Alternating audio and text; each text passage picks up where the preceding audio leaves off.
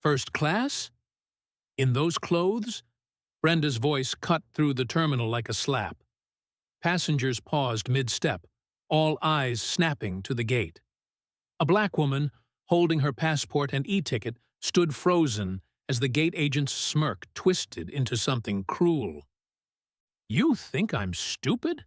Brenda sneered, snatching the passport out of her hand. "You people are always trying something." The words hit harder than a shove. Conversations stopped. Someone's coffee hit the floor.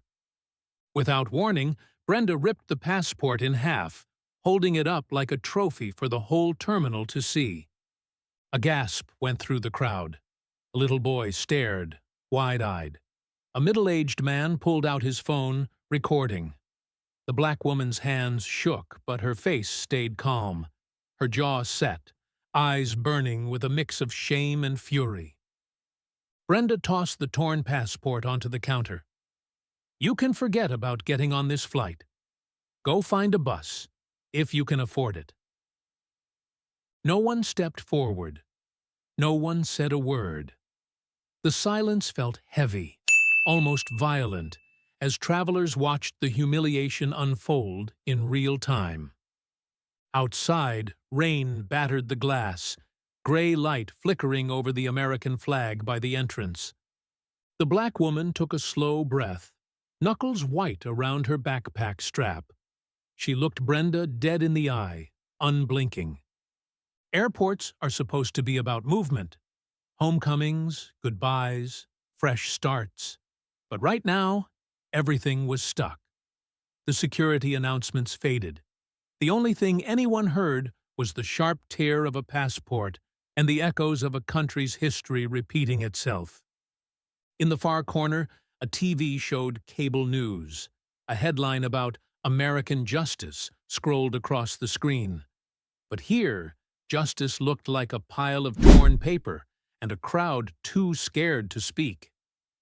Beneath the fluorescent lights, the black woman stood taller. She wasn't going to let this be the end of her story. Not here. Not today. Her heart pounded, but her voice came out clear. "Is that all?" A few heads turned. The moment held. Everybody waiting to see what happened next. Us energy, as people glanced between the torn passport and the woman who refused to shrink. She picked up her backpack with deliberate calm, every movement steady and precise, refusing to let Brenda see her shaken. Hours earlier, she'd woken up before dawn in her small apartment just outside Washington, D.C. She'd packed light, laptop, a mystery novel, a spare set of clothes, and the passport now lying in 2 pieces. She'd spent the last 2 weeks undercover, moving city to city, rarely sleeping more than a few hours. Her job was all about blending in, testing security and exposing weaknesses. But this morning, she'd just wanted to get home, maybe sleep in her own bed for once. She chose comfort over style, old sneakers and a plain blue hoodie. At home in America, she didn't need to dress up to feel like she belonged. This flight was her small reward, a first-class ticket she'd paid for herself, a chance to sit back and leave the stress of her work behind for a couple of hours. She'd earned it, she thought. She'd earned respect. But respect was hard to come by here, even on her best days. The airport was alive with the usual mix of people. Families juggling luggage, soldiers heading out, business travelers glued to phones. She'd always loved that swirl of American life, all backgrounds, all colors, every accent you could imagine. But as she moved through security and toward her gate, she felt a familiar tension. Some stares were curious, others quietly suspicious. She was used to that, but it always left a mark. As she waited to board, she tried to tune out the noise, listening to the rumble of planes taking off and the far-off voice on the PA system. She thought about calling her mom, maybe telling her she'd be home for dinner. But the line at the gate was already forming. and she wanted to settle in early. She stepped into the first-class lane, scanning her ticket, ready for a quiet flight.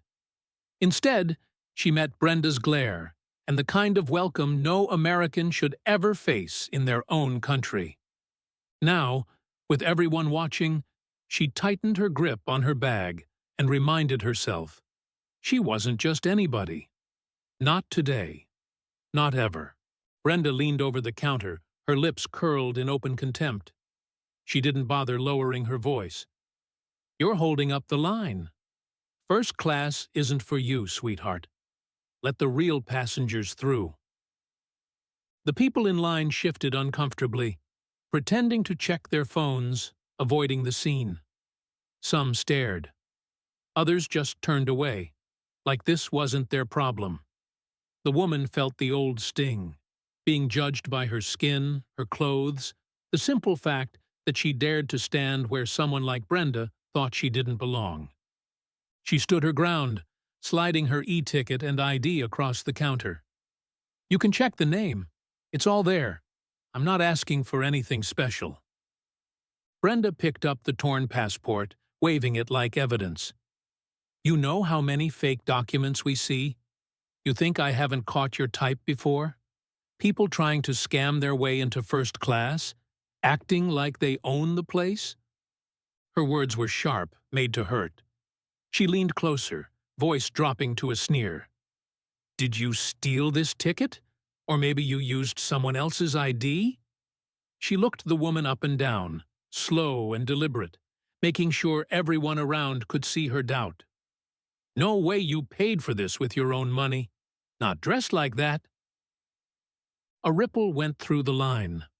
One woman looked away, embarrassed. A young man shifted, about to say something, then hesitated and stayed silent. No one stepped in. The black woman kept her voice level. My documents are valid. If you have a problem, run them through the system. Otherwise, let me board. But Brenda wasn't interested in the truth. She was interested in control. I decide who gets on this flight, she snapped. Not you. You think flashing some attitude's gonna change anything? For a moment, the two women locked eyes. The black woman's expression didn't change, but the challenge was clear. She wouldn't back down. Not this time. Brenda smirked and turned to the passengers behind. See? Some people think they can walk in here and do whatever they want. Rules don't apply to them. She was putting on a show now, dragging everyone into her power trip, painting herself as the defender of order and the black woman as the problem. The woman could feel the weight of every gaze in the terminal. She could sense the mix of discomfort, curiosity, and judgment pressing in. Her pulse thudded in her ears, but she refused to let Brenda see fear. She stood taller, head high, eyes unwavering. Brenda shook her head, still refusing to scan the ticket. I bet you don't even have a real job, she said, her voice loud enough for half the terminal to hear. People like you just want a free ride. You know how many times we see this? The black woman steadied her breathing. Every word was another reminder of how easy it was to become invisible, or a target, in places where you should be safe. She could have walked away. She could have begged, pleaded, tried to explain. Instead, she fixed her gaze on Brenda and spoke with quiet authority. This is your last chance. Do your job the right way, or you'll answer for it. Brenda scoffed, tossing the ticket aside. Don't threaten me. You're not special. You're just another scammer trying to play the system. The woman clenched her jaw, hands tight on the counter. Around them, the crowd waited, some hoping for a fight, others just wishing it would all go away. But the black woman refused to move. In that moment, she was done being quiet. Whatever happened next, she'd face it head on. Brenda's eyes narrowed, her patience snapping. She stepped out from behind the counter, voice cold and sharp. You want to play tough? Fine. She picked up the two halves of the passport, waving them for everyone to see. "This is what happens when you try to lie your way onto my plane." The black woman didn't flinch. She watched as Brenda tossed the torn passport into a trash bin, then pointed toward security. "Get out of here before I have you arrested for trespassing." A few in the crowd gasped. Someone near the back started recording, phone held high above the heads. The tension in the air was electric, raw, uncomfortable, and growing by the second. The woman glanced at her ruined passport, then looked Brenda straight in the eyes. Her voice was low, but clear. "Are you finished?" Brenda took a step closer, her authority slipping into open aggression. "You don't scare me, sweetheart. People like you always think you're above the rules." The black woman reached into her backpack and pulled out a slim, official-looking wallet. She opened it just enough for Brenda and the nearest witnesses to see the federal badge inside. "My name is Simone Brooks. I'm a federal inspector, Department of Homeland Security." A wave of shock swept through the onlookers. Even Brenda faltered, her mouth suddenly dry. Simone didn't raise her voice. She didn't need to. "You just destroyed a federal document and denied boarding to a U.S. citizen based on personal bias. You realize what you've done?" Brenda's eyes darted around, searching for backup. No supervisor, no colleague stepped in. Everyone in the terminal was watching now, phones out, faces tight with anticipation. Simone continued, every word landing like a blow. "You're required by law to scan documents, not judge travelers by how they look. You've broken protocol, and you're about to face the consequences." Brenda tried to recover, blustering. "You're making a big deal out of nothing. I was doing my job, protecting security. You can't—" Simone cut her off, voice steady. "You tore up my passport in front of witnesses. You refused to follow procedure. And you made it clear this was about more than just security." In the silence that followed, a TSA officer approached, drawn by the crowd and the noise. "Is there a problem here?" Simone turned, showing her credentials. "Yes, officer. This gate agent destroyed my legal ID and refused to verify my ticket because of how I look. I'd like to file an official report and request immediate review of surveillance footage." Brenda paled, her hands trembling. The officer nodded. "We'll get the supervisor and call the airport police." For the first time, Brenda looked genuinely afraid. Her authority had vanished, replaced by panic. Simone remained calm, her dignity intact. She knew this wasn't just about her, it was about every traveler who'd ever been made to feel small. And now, with the whole terminal watching, it was time for the real reckoning to begin. The news traveled through the airport like wildfire. Within minutes, uniformed TSA agents and airport police surrounded the gate, blocking off the area and ushering bystanders away. Simone stood tall, badge visible, as more officers gathered. Travelers whispered, some filming, some exchanging anxious glances. Everyone sensing something serious had happened. A supervisor in a crisp blue suit hurried over, eyes wide when he spotted Simone's badge and the wrecked passport. "Ma'am, can you please explain what happened here?" Simone kept her tone steady and professional. "This agent destroyed my passport and denied me boarding based on personal prejudice. I'm requesting a full investigation. There are witnesses and cameras everywhere." The supervisor's face tightened. He glanced at Brenda, who shrank back, her bravado gone. "Ms. Collins, is this true?" Brenda stammered, trying to sound brave. "She was acting suspicious. I thought maybe it was a fake ticket, or stolen. I was protecting the airline." Simone didn't waver. You never scanned my ticket. You never checked the ID. You judged me, then destroyed federal property. And you did it in front of dozens of witnesses. The supervisor looked even more worried. We'll need statements from everyone involved. TSA, please start collecting witness reports. I'll notify airport security and upper management immediately. TSA officers moved through the crowd, speaking to those who had seen the confrontation. A few people nodded, confirming what Simone said. Others looked away, uncomfortable but unable to deny the truth. Brenda's hands shook as she tried to explain herself, but the more she spoke, the less convincing she sounded. Within the hour, airport management and an FBI agent arrived. The agent introduced herself as Agent Ramirez, flashing her own badge. Ms. Brooks, I understand you're a federal inspector. We're taking this very seriously. Please walk me through everything, from the beginning. Simone recounted the events clearly and concisely, holding nothing back.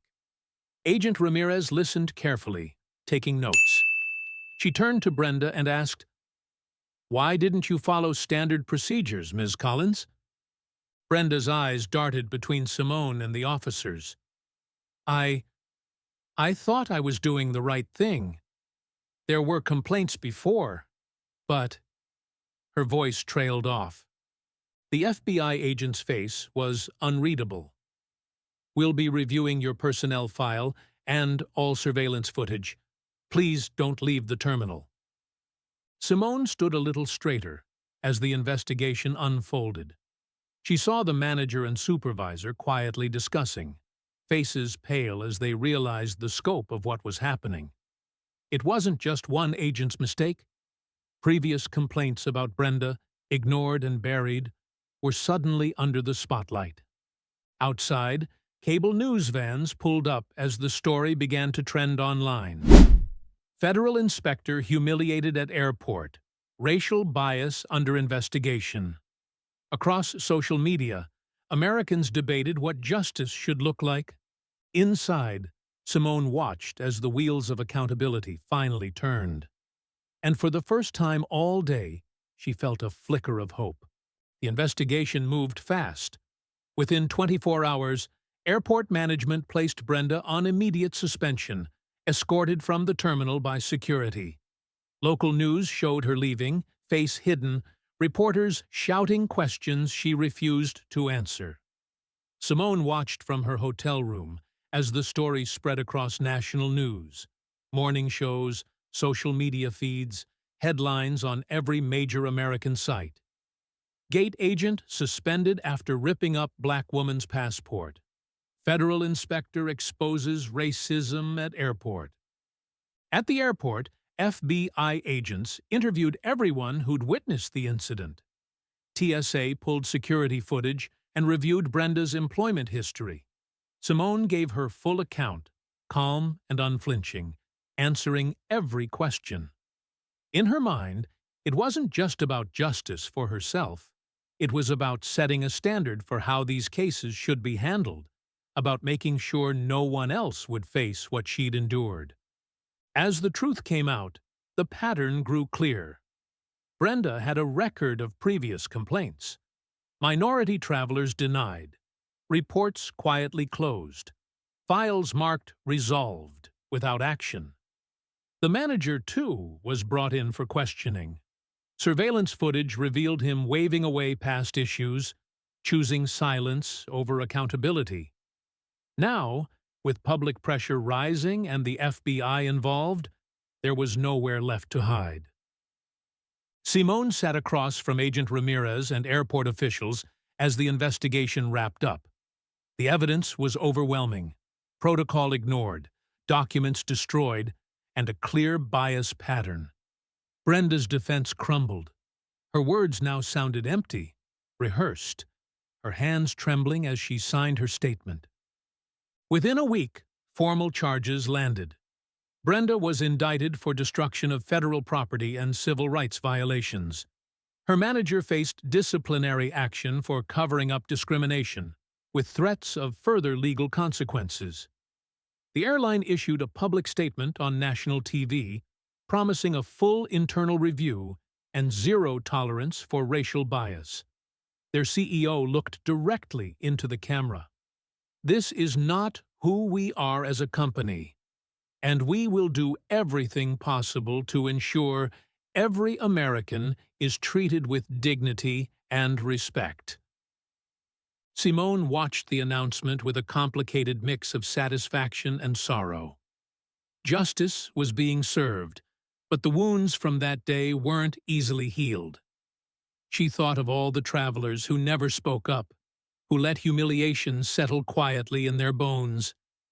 The trial was swift. In a packed courtroom, Brenda faced a federal judge.